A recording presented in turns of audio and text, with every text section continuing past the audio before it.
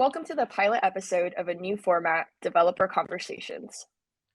In this format, we will talk to both developers within our ecosystem, like yourself, to talk about your perspective on things, and from time to time, we'll also feature Adobe employees to talk about their area of work and how this might intersect with your work as a developer within our ecosystem. Please reach out to us with any topics or ideas you'd like to see covered, and we hope you enjoy watching this pilot episode. Welcome to the Adobe Developers channel. This is the first of a series of live streams with guest developers that we'll bring to you in 2022. Pablo and I are your hosts, and today Pablo will also be our guest developer. Pablo, I'll let you introduce yourself. Of course. Thank you so much for having me today as a guest as well. And I'm Pablo. I was a plugin developer before joining Adobe. I've now also joined Adobe as a working student as of July last year. It's already the new year. I still have to wrap my head around that. But essentially, before that, I was a plugin developer for Adobe XD for around 4 years. So I started with plugin development for XD back in the pre-release of extensibility in Adobe XD. And I've developed several plugins. One of them is the rather famous Lorem Ipsum plugin. I got the chance to be the developer of the Lorem Ipsum plugin for Adobe XD, but that's not what we're here to talk about today. So that's probably me in a few words. And one last thing that's pretty important. I go by the motto, I'm a nerd and happy about it. So yeah, that's me. Love that. So Pablo, you talk about having a lot of web development experience as well as experience with XD plugin building. What specifically inspired you to start building on XD as a platform? Yeah, so I guess just to give you a little bit more background on that, I have to say that I started learning web development in like 2013 when I was 13 years old. I was born in 2000, so it's always easy to get my age correctly. But and I was always interested in like the mix of design and development. And I also joined a local web and marketing agency here in my hometown of Würzburg, where I worked besides high school as a web developer. And since the very beginning of Adobe XD getting announced, back then it was called something different. I was always interested in XD because I didn't like the somewhat clunky workflow of designing websites in Photoshop. And so basically I was interested in XD since it got first sneak peeked at an Adobe Max conference, but I always missed some small features. So for example, inserting Lorem Ipsum as placeholder text. And given that I'm a web developer, I wanted plugins to be in there. And so I signed up, I think, 100 times for a field that said, please inform me if there's anything new about extensibility coming to XD. And then it was actually Erin Finnegan who reached out just after my high school diploma to me and asked if I wanted to join a pre-release program for extensibility in XD. I, of course, couldn't imagine that I would be the only one doing a Lorem Ipsum plugin in there, but I was, and so I was able to launch Lorem Ipsum on like the very first day, and I've been part of the journey ever since. That's amazing. It's a long journey, but now you're also a great asset to our team as a working student from Germany, while you're also getting your degree. So that's another thing that we could talk about in another video. But today we want to talk specifically about document chat. So document chat is a privacy-first chatting solution for Adobe XD. It uses the root node's plugin data as a transport layer, avoiding any external servers and using XD's collaborative nature to sync chat content. What sets it apart is that it uses a huge tech stack, including React, TypeScript, component and integration testing with Cypress, a semi-automated release pipeline, some of Pablo's own libraries, and a lot more that hopefully we can discuss today. So tell us, Pablo, a bit more about this plugin. Feel free to demo anything you'd like. Sure, I'll just quickly show my screen here. And what I have open here is actually an Adobe XD Cloud document, which has co-editing enabled. So actually, Amanda is in this document here with me. And yeah, you can already see that on the left, I have this document chat panel open. And so I could just go in here and type some message in here. So let's just say, I mean, you can see that we did some things before the recording, but just I could write something in here. And as you can see, just as you would expect from a chat application, of course, this yeah, gets added to the chat history of this particular document. So whoever has access to this document also has access to this particular chat. And also, I did some integrations into XD itself, which sets this apart from just communicating, for example, via Slack or Telegram for these documents or WhatsApp. Because, for example, if I wanted Amanda to explicitly review this part of my document, I could just write something like having a slight bug with XD. Now we're in focus again. So I could write something like, could you quickly review this?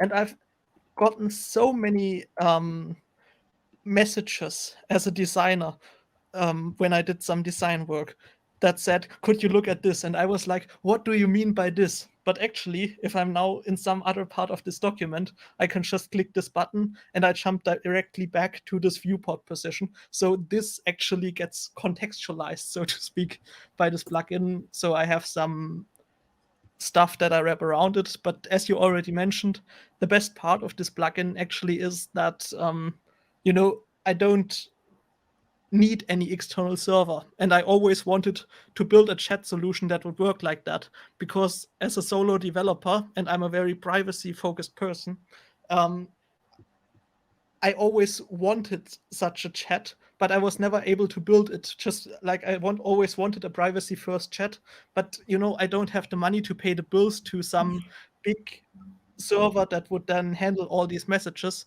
And so getting the ability to do this within XD without needing an external server basically was what then inspired me to create this plugin. That's awesome. And before we talk a bit more about what you're saying, avoiding all external servers, you can show them how you could click on my comment and move to where I left that comment. Awesome. Yeah. Perfect. I guess the icon raw was inspiring to you. Great. So tell us exactly how your plugin does not perform any network requests at all. Sure, I would love to. So the thing is, and you might already be familiar with this if you're a developer of XD plugins yourself. Within XD, every single layer that we can create in XD, and that also includes like these artboards, for example, they have some metadata attached to it. And so does the document itself. And what you can imagine now is that, you know, Amanda and I could also now chat by just creating some text layers in here. So I could write something like, yeah, sorry, a few performance issues just because like streaming this stuff and editing in XD at the same time is somewhat of a challenge to my computer, apparently. Let's wait for a few seconds. Yeah, But I'll explain it meanwhile. So, you know, I could just create a text layer in here and I could write something like, hey, Amanda, and Amanda could see this and she could create a text layer in turn. And so because of this co-editing functionality that XD offers, where our documents are synced live through the cloud, we could see each other's messages that way. And essentially, the document chat plugin does exactly the same, but it does it on this metadata, this plugin data API that we have on the document. And so I basically store the chat history in the document itself. And so I don't have to care about this because given of the collaborative nature of Adobe XD Cloud documents, this gets synced for me automatically. I just have to basically update a store locally, so to speak, and everything else gets handled by XD and some black magic that I'm thankful enough that some of the engineering team of Adobe did that work for me already. Great. So you talk about it being synced live, relying heavily on XD's like collaborative functionality. Technically speaking, could you tell us a bit more about how that your chat history, that page is updated in real time, and how you like maintain that? Of course, yeah, absolutely. For that, let me quickly go over to another screen where I have the GitHub editor open for this repository. And just for those of you who are not aware, just as a quick tip, if you're in a GitHub repository, you can just press the period key and you get this editor. I only recently learned about this myself, and I found it incredibly useful.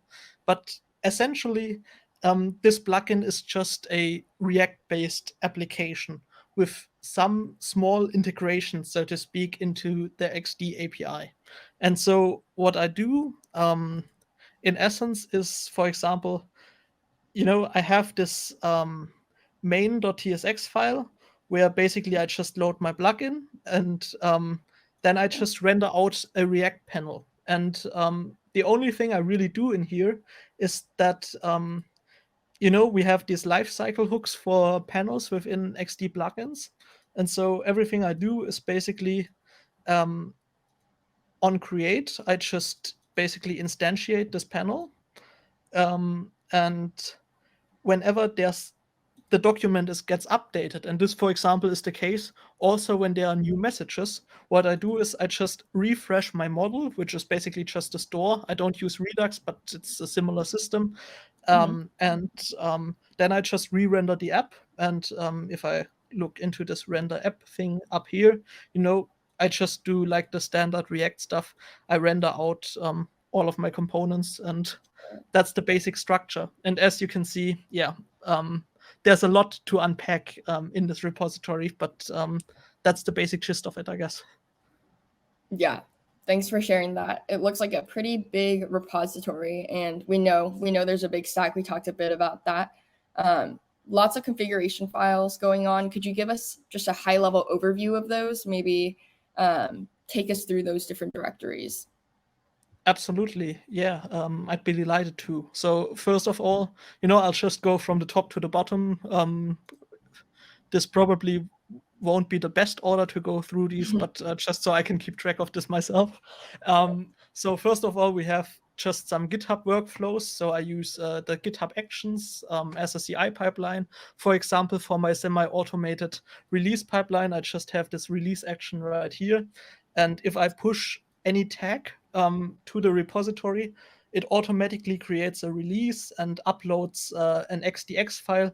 And it also builds my documentation and uploads that. We'll get to the documentation in a bit. I like automation, and it's awesome. that's a part of that. Next up, we have Cypress. The Cypress folder only contains some configuration files around the Cypress testing, but I use Cypress to test all my components. So I use their React component testing library to easily test all these components, just because, chatting, you have like some more advanced stuff. So hopefully XD will allow me this. But for example, if I scroll up here, I have to scroll to bottom. And what we'll also maybe get into later is scrolling wasn't that easy in this plugin. And so, I wanted to have some tests around that, just because by now I don't understand the code I wrote for this half a year ago.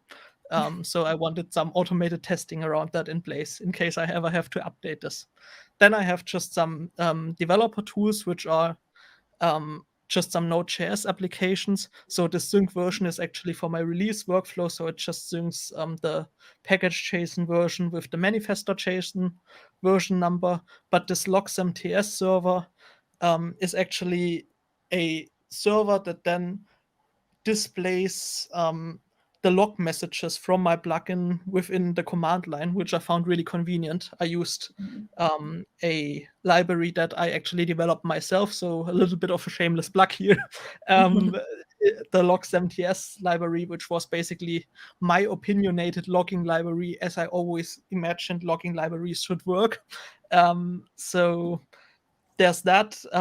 And this was actually before the UXP developer tool was a big thing yet. And so, we didn't have as fancy of debugging tools as we have now. So Yeah. this had a much more worth back then than it would have now. Very This strong. is just the normal plugin folder, so to speak. So with the manifest and the icons and so on. I think I actually, okay, yeah, I have the XD file down here somewhere, icons.xd. Docs is a little bit more interesting. Again, I'm basically eating my own dog food with my tooling again. I used Ditta, which is a technical writing standard for XML, I would call it maybe. And with that, I can create PDF files as my documentation. And this actually uses another tool that I created that manages the Ditta Open Toolkit, which is an open source implementation of Ditta for JavaScript. So a lot of custom tooling in here. The source folder is probably interesting in and of itself, but given that I'm like staying at the top level here, suffice it to say, this is a mix of React and TypeScript code. So, I mean, it's not a mix, but it's TypeScript-based React code. Let's say it like that. So that's what's going on in there. Then I have some linting set up using lint and prettier. I actually have this changelog.md. I'm currently not sure. I think in this project I still manually do this. Yes, I think so. In some other projects, I actually use some automated stuff surrounding conventional commits for that. Then I have my Cypress configuration, the normal stuff. Let's take a quick look into the package JSON just to get like an idea of the tech stack, because it's a little bit ridiculous, to be completely honest. But I just, I like experimenting with stuff and I like automating stuff. So if this would load, that would be great. Live demos, always fun. Yeah, always a new challenge. I guess my tech stack is so big that it doesn't want to load right now, so there's that. And then maybe in the meantime, we have a TS config. Perfect. That's taking a sec to load as well. I'm having some connection issues. I'm not hearing you right now. Now I'm hearing you again. Just repeat that, please. It's not loading for me. Is it loading on your screen? No, it's not. I guess it's just the way it is. So yeah, maybe let's just continue on. I guess the tech stack is too big for it to load. TypeScript. I already said that I use TypeScript, and last but not least, I'm using Webpack to build the entire React application. I didn't want to deal with React scripts and breaking out of that. So some custom simple Webpack configuration in there. That's the overview of the tech stack. Cool. Yeah, that was really good. I think we talked about pretty much every piece of what's going on. I know the source folder is going to be huge. It has all the plugin initialization stuff, but could we quickly maybe talk about, technically speaking, how you're getting that panel initialized, how the plugin is started, so to speak? Yeah, of course. So as I already mentioned, basically we begin in this main.tsx file, which is just our normal XD boilerplate, so to speak. And from there, I just render this React app. And that is basically where then all the magic happens. As you can see, we have the memory router right here. So I'm using, I think it's called React Router, right? Somewhere up here. React Router, right? React Router. Yes. So I'm using React Router for that. And, I have some paths that I render out. So for example, on first usage, you get a request from the plugin to fill out some details and agree to a privacy policy where I basically explain that I don't collect any data from you. So that's probably the nicest privacy policy that you've ever accepted in your life, I guess. But apart from that, I basically have a route for the chat page, and we'll look into that in just 1 second. And I have the settings page, which corresponds to, I can just open some settings, and these are also the settings that I can configure during this onboarding screen. And yeah, maybe just one thing, because I currently remember it and I forgot it earlier. Yeah. I don't need to contact any external server, so also this use Gravatar avatars is completely opt-in. It's disabled by default, and you can only opt into that. So if you want a better user experience, you can use something like use Gravatar avatars. In this case, of course, the plugin has to talk to the Gravatar server to get some avatars downloaded, but yeah, that's Very completely explicit. optional. Yes. But yeah, getting a little bit closer to the real magic, so to speak, there's this chat page. So this is imported from here. So components, chat page. I guess that's not something that the GitHub web editor will handle for me. But yeah, basically, this is then where all the magic happens. And as you can see, You're shining the Gravatar there. basically, I have some as a high level explanation. I have like the model on the top, and I also have some local settings, and then I just use all of this, and I use some hooks. It's, Right. as I've said, it's unfortunately not difficult to explain this in time frame we have, Yeah. but please feel free to look through this repository. But basically, yeah, you get the idea. I then pass this model in here from my properties, and yeah, basically this is then the chat page where all the fun stuff happens. Yeah. Yeah, no, it's very modular, very easy to understand, and I like that you talked a bit about how you created extra debugging tools, because at the time UXP developer tools wasn't as sophisticated as it is now. UXP, while the APIs are still growing, it's not a browser. And one of the coolest things that you mentioned, the challenges you faced, was building a custom scroll. Let's talk about that. Why did you build a custom scroll? I see a scroll container here. Maybe we can start there. Sure. Yeah, so a little bit of backstory on that.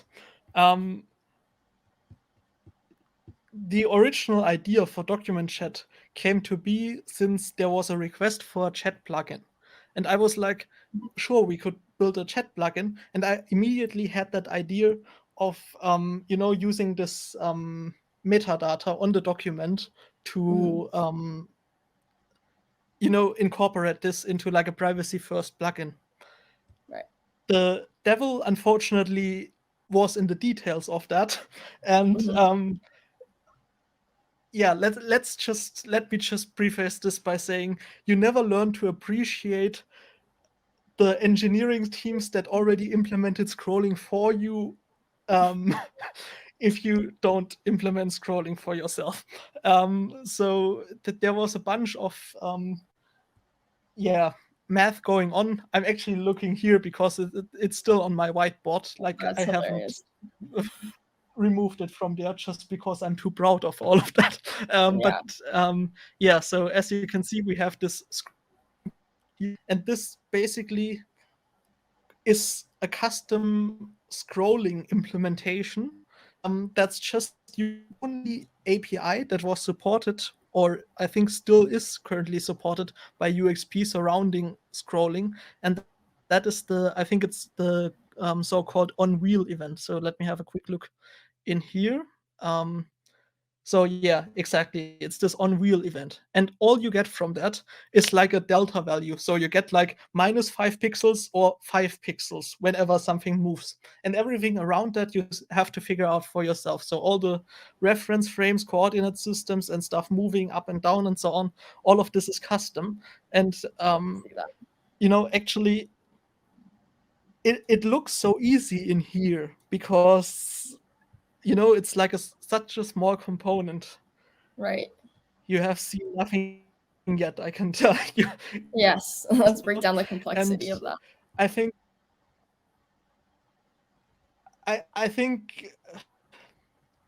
if it would load quickly, I think it's already abundantly clear how complicated this issue is. If the first thing you see when you open a file is a complete ASCII art of a complete explanation of 3 coordinate systems that then enabled this implementation. And so truthfully, I couldn't explain this code to you right now. I have documented it. So if I were to look into it for 30 minutes now, I would understand it again. If you're interested in this implementation and if you're generally curious around computer science, I would highly encourage you to read through this. Suffice it to say, this was probably the biggest challenge of this plugin. Like, I like working around these challenges, and it's always great fun, and I learn a lot from that. And I actually like UXP sometimes also, especially because of that. But yeah, let's just say that, there was like a deadline for the release of this plugin because it was for the Adobe Max conference, and scrolling was an issue there. Let's keep it at that. Yeah. That is amazing, though, that you built this custom scroll and that it's so well documented. I'm sure it could be a useful component to a lot of developers out there thinking of building similar things. But thanks for sharing that with us. I feel like computer graphics nerds will go crazy with that.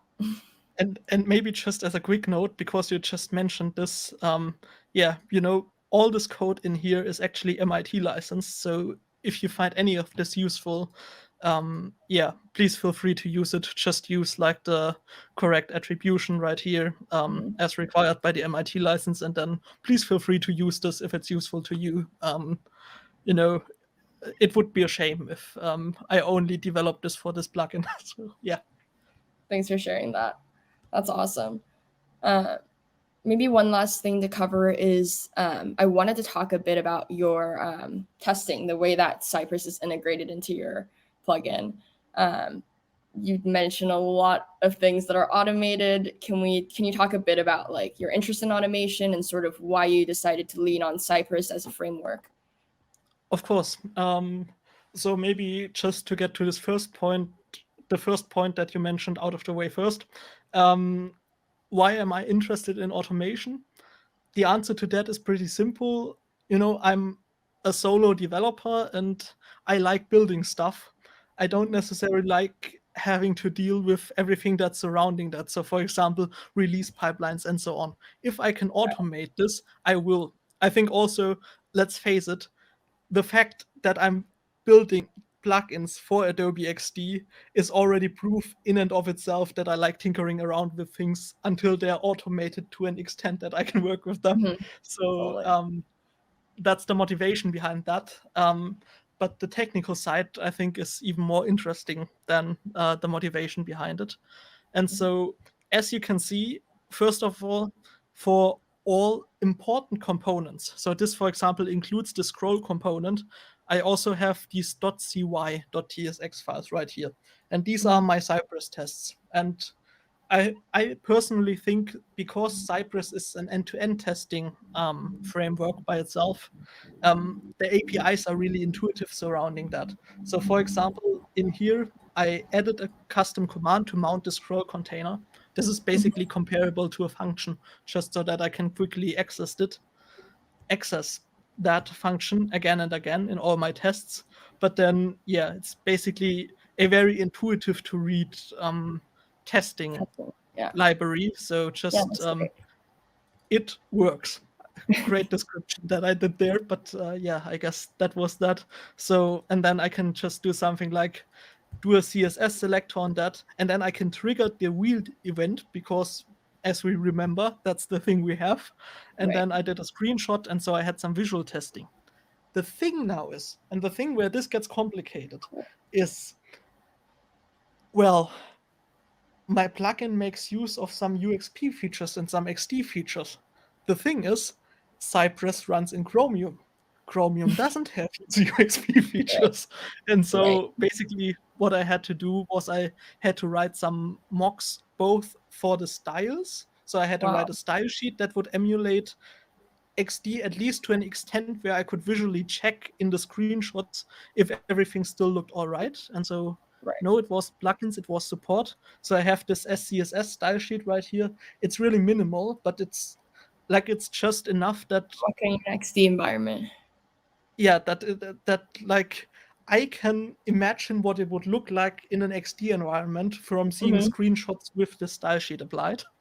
And next to that, we also have this XD mock.json, which is actually kind of interesting the way it is written, because yeah, let me quickly see if I can find that right now.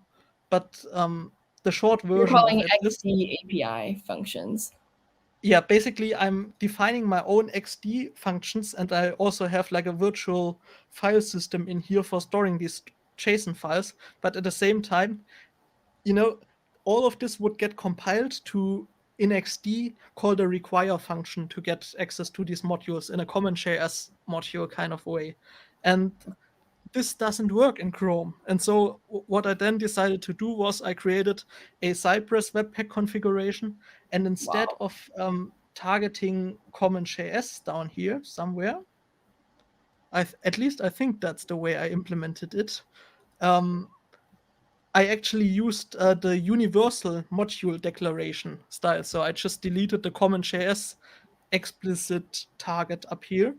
And what this would do is it would search on the window object for these various modules. And so I could just write something like window.application is this. And so, yeah, this is basically a minimal working mock for all these APIs that I use. I could, of course, write this much more extensively, but yeah, this is what this plugin requires. And yeah, I can, while there are some pain points around it, I personally really like the Cypress testing framework for testing UI related things. And so, yeah, if you want to use that within your own XD plugin, I already went through that pain for you. And once again, this is MIT licensed, so feel free to yeah, get the things that you want to get from this, and not have to deal with the pain yourself.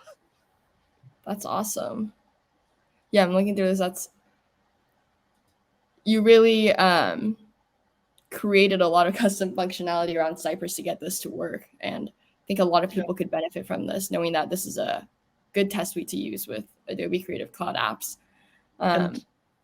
And also, just maybe one last thing on that note, basically, while this is minimal to work for this particular plugin, it already demonstrates like how you could create these further functions on various things. So yeah, it's not too difficult to get from this to a state where you can use it for your own plugins. Yeah, that's a great tip. So you can get this plugin from the Creative Cloud desktop app by browsing plugins, or from within XD, the top menu panel where Pablo can show us now, and browse plugins from there.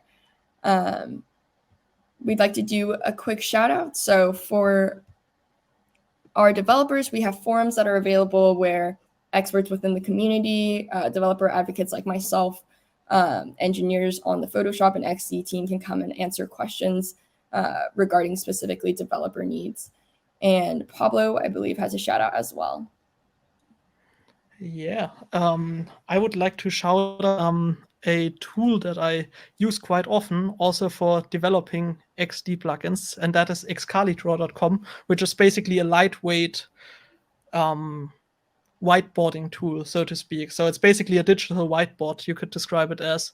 And I like using it because it's really fast and I can quickly brainstorm ideas. And especially for things like this scrolling container, I actually still have this document lying around. It's really handy to just quickly get a visual idea of how to do something like that. And so, yeah, if you don't know this tool already, I can highly recommend checking it out. That's excalidraw.com. Thanks for sharing, Pablo. And I'll go ahead and put this. If you want to check out more Creative Cloud plugins, go ahead and check out our Behance page, where we highlight a lot of the fantastic plugins that developers in our community are working on. Great, that's it. Thank you so much for joining us, Pablo. We're excited to bring you more of these styles of guest developer live stream / interviews. And in the future, Pablo will be hosting alongside myself And we hope to chat with more developers. If you have any sort of feedback you'd like to leave, please feel free to leave a comment below, and make sure you subscribe to our channel to stay updated on our content. Thanks so much also from my end for having me today, and see you hopefully soon in the next episode of the show.